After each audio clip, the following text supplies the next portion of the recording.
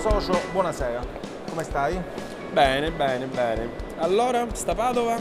A posto, bella. Siamo ad Automoto d'Epoca 2015 e siamo venuti qui a fare il nostro solito giro, a curiosare, a fare un pochino le veci dei vostri occhi, soprattutto per coloro i quali non sono riusciti a venire in fiera in questi giorni o per coloro i quali non hanno avuto il tempo di vedere tutto. Noi cerchiamo di raccontarvi le cose più interessanti, più belle. Devi comprare qualcosa?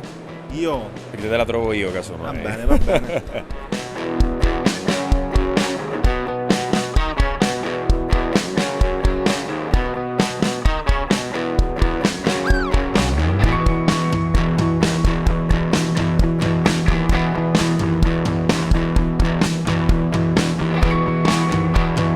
Why Padova? Why a foreign exhibitor chooses a place, a venue like Padova?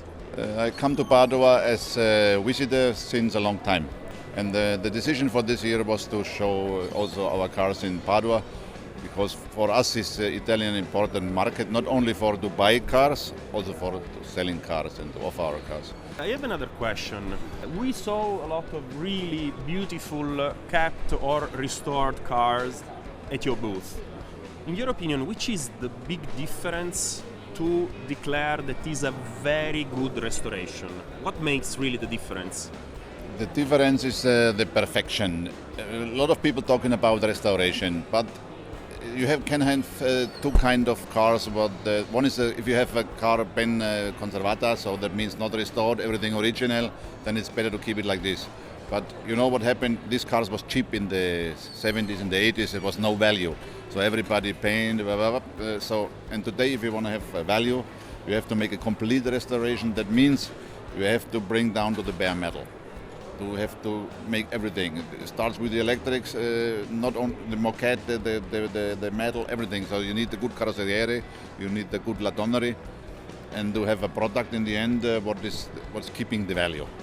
If you have a restoration like some restorations from the east, comes from Poland or Hungary, it's not 100%. And today you have to work 100% correct, like Mr. Bonini, and you can show a car like this, everything is done. We give warranty on these cars. So on a 40-year-old car, I give warranty. So if happens something within 1 year, come to us, we fix it. Bonjour, buongiorno. Bonjour, buongiorno. On est ici avec Monsieur Christophe Grohe et lui a été le protagoniste dans les derniers mois de ces magnifiques voitures qui ont été trouvées en Belgique. S'il vous plaît, quelle est l'histoire de ces voitures?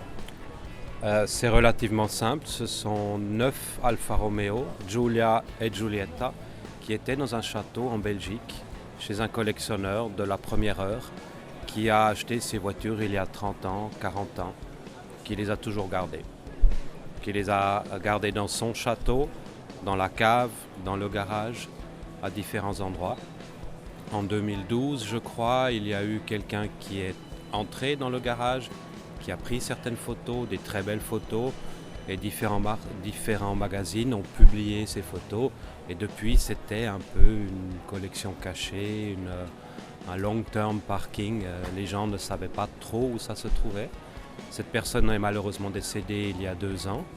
Et puis moi, j'ai eu l'occasion d'acheter les 9 voitures. Et aujourd'hui, à Padova, j'ai pu transmettre la passion, le flambeau des 3 voitures qui sont exposées ici à des collectionneurs de la région. Quelle a été la première émotion quand vous avez vu la première fois ces voitures? C'est très impressionnant, c'est très touchant. Pour moi, c'est toujours beaucoup de respect pour des gens qui, contre la vie de tout le monde, de leur épouse, de leurs enfants, de leurs parents, ont gardé des voitures, ont acheté des voitures qui ne valaient rien. Et puis, oui, moi je suis toujours très, très touché, très, très ému, le cœur qui bat très fort quand je trouve des voitures comme ça. Merci beaucoup, vous êtes très gentil Et compliments. Molto piacere. Piacere, complimenti. What's so special about Italian cars? Well, the Italian cars that we like, particularly the Fiat 500s, and we think they're so cute and so good, but equally you can make them a bit more special, you can make them faster.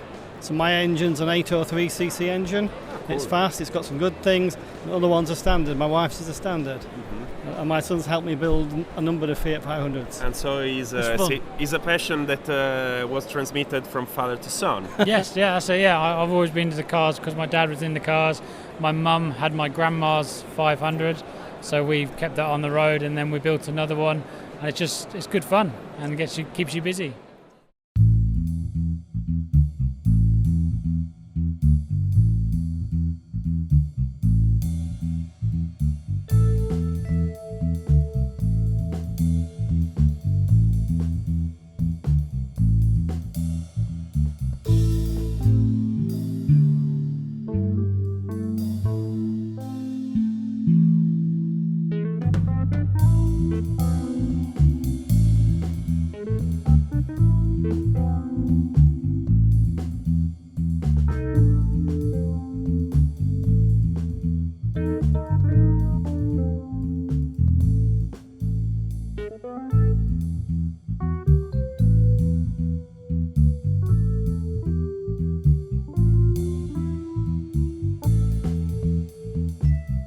Siamo qui con Daniele Spataro, uno degli alfieri della Monte Pellegrino. Uno dei pazzi incoscienti. Uno dei pazzi incoscienti, ed è una nostra nuova ma vecchia conoscenza, diciamo così.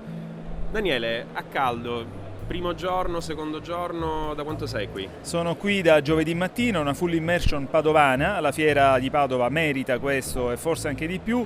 Stanchezza incredibile, passione tantissima e... che dirti, siamo contenti, siamo felici, siamo in giro, abbiamo visto tanti amici da tutto il mondo, è un po' un appuntamento per ritrovarsi appassionati amici di tutto il mondo in queste occasioni qui alla Monte Pellegrino e in qualche altra occasione che ci si vede e ci si incontra tutti insieme.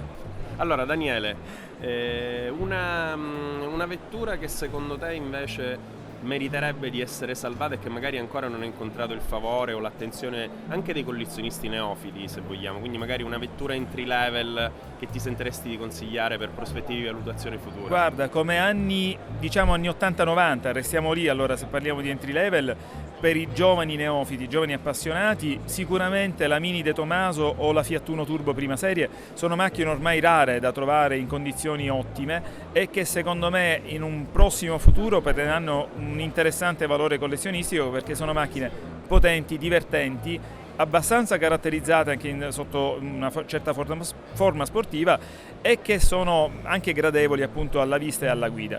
Se andiamo più indietro nel tempo, negli anni 50-60, sicuramente la Giulietta T, che è una macchina, una berlina che dà le stesse soddisfazioni di guida della Sprint o della Spider, che oggi hanno prezzi praticamente quasi irraggiungibili per molti di noi e soprattutto per il neofita, e la Giulietta T ha un fascino, un filo minore, ma ha le stesse soddisfazioni di guida. Per non parlare della 1100 TV, ormai rarissima, è una macchina che dà veramente grandi soddisfazioni. Qualcosa che hai visto a Padova in questa edizione che ti sta magari un po' rimanendo qui, che ti piacerebbe portare a casa? Tante, non voglio dirne una più di un'altra. Ho visto delle belle barchette, ho visto delle belle macchine, ho visto delle belle anteguerra, ho visto un'ardita cabriolet che mi ha fatto impazzire, per cui tante belle macchine, credo non ce ne sia una superiore alle altre, forse sì, c'è una Maserati Sport conservata con una patina meravigliosa ma che non è in vendita, è esposta in uno stand di un organizzatore, ma che è veramente ribattuta. Esatto, è che è veramente una macchina per cui io potrei fare pazzie. Allora, siamo qui con Rossano, presidente del Reeves e nonché promotore della manifestazione Stelle sull'Iston. Rossano, una domanda così a bruciapelo, da presidente del Reeves, un piccolo traguardo che hai già raggiunto e un traguardo invece che ti piacerebbe raggiungere nel breve termine? Quello che mi guida ovviamente è la passione ma anche le emozioni che viviamo in questo ambiente e mi fa piacere provarle ancora.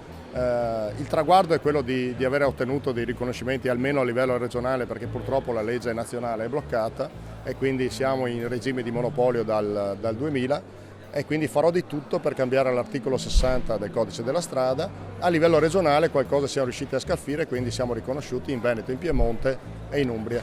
E quello che farò a bocce ferme finita la fiera è quello di andare a dialogare con tutte quante le regioni per cercare di reintrodurre le agevolazioni fiscali dei veicoli ultra ventennali, perché questo è un grossissimo danno per tutto quanto, per accumulare poche briciole. Stanno facendo un danno economico incredibile non solo a un ambiente che era in forte crescita, che è ancora fortunatamente in forte crescita, lo dicono i numeri perché ho parlato con la Maddalena ieri sera all'inaugurazione con Baccaglini, che è il patron della fiera. Il primo giorno hanno fatto più 40%, e quindi andare a distruggere, come hanno fatto col settore delle barche, andare a distruggere anche quello delle auto. E le auto d'epoca, c'è un luogo comune, pensano che le auto d'epoca siano solo quelle dei nostri amici facoltosi, chiamiamoli così, che hanno partecipato a Stelle sull'Stone la settimana scorsa.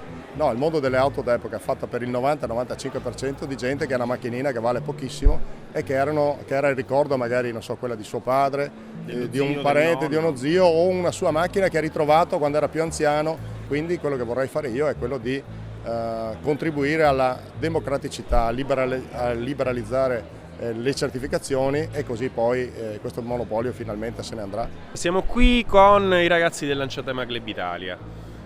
Prime impressioni a caldo su questa fiera di Padova? Direi meravigliosa come sempre. Siamo emozionati noi e cerchiamo di far emozionare i nostri soci. Abbiamo già riempito Facebook con le immagini della fiera ieri perché erano a grande richiesta. Mi sembra ancora in salita come qualità. Perché la Lanciatema? Di famiglia ce l'ha avuta prima il papà e poi di conseguenza come passione è rimasta in famiglia e l'ho ricomprata, 2. Quindi è vero che comunque si comincia sempre con le macchine che si sognavano, che si vedevano in giro da bambini. Sì, sicuramente, sì. E tu, Lanciatema, anche tu? Stessa cosa, perché anche noi l'avevamo avuto in famiglia da sempre, per cui puoi non comprartene una seconda e una terza. No, assolutamente. Allora bisogna comprarla. E invece relativamente al discorso, diciamo, young timer, la mazzata che abbiamo subito l'anno scorso, dite un po' com'è continuare a mantenere queste macchine con questo, diciamo, ulteriore aggravio?